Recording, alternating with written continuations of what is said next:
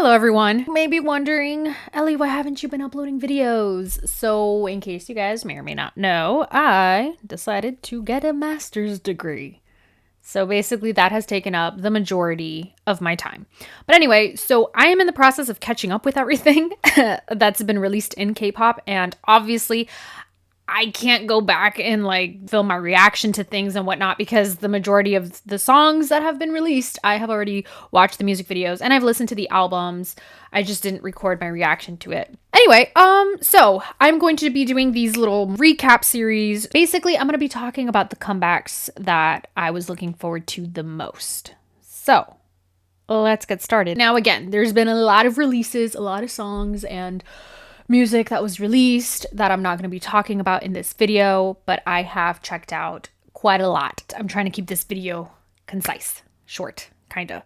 But if there is a song or group that you guys want to talk about or want me to share my thoughts about, let me know and I will be more than happy to talk about it with you all.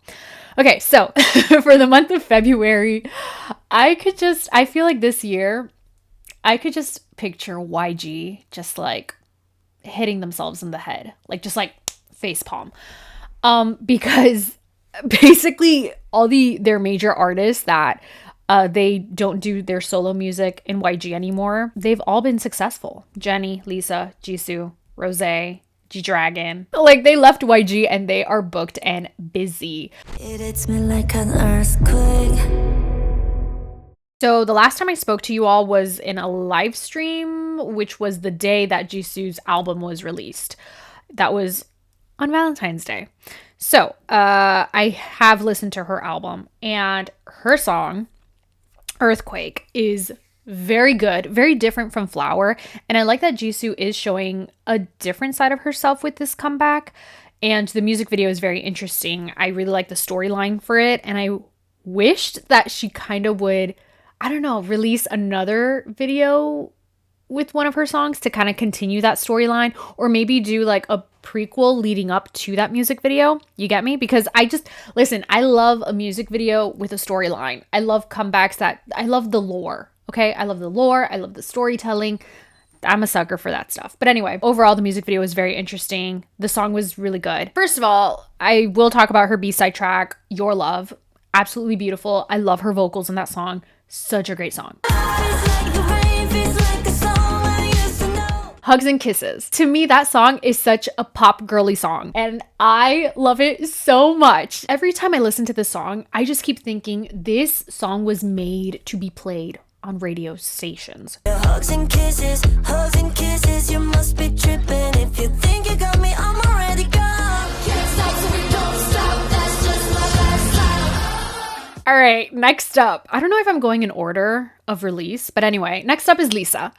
So Lisa released her album, Alter Ego. I did listen to the songs again when she performed in Coachella. So I'm going to make a separate video talking about Coachella, but I watched Lisa's performance of Coachella. Lisa's stage presence is incredible. Her album, Alter Ego, has various types of songs and genres and stuff, and I do like that Lisa is able to showcase a different side of herself. However, and again, this is my fault, I just can't move on. I cannot move on from Rockstar.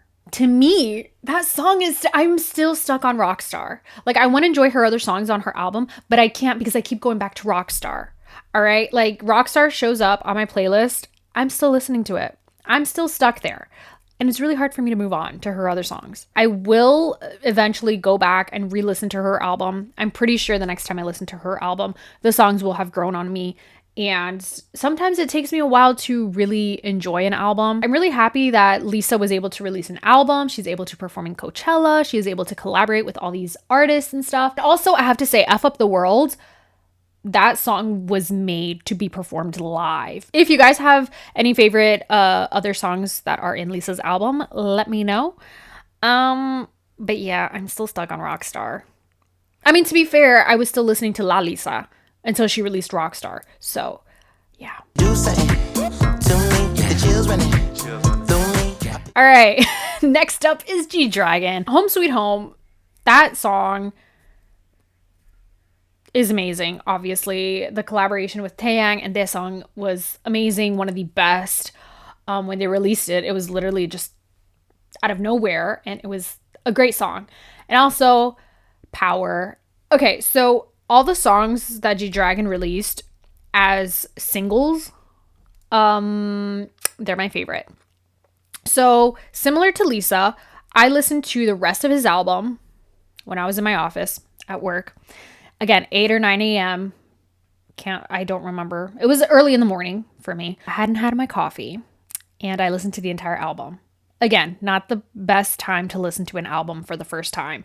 So, yeah. However, I do believe I have to listen to the album a couple more times in order for the songs to grow on me. But as of right now, I am still...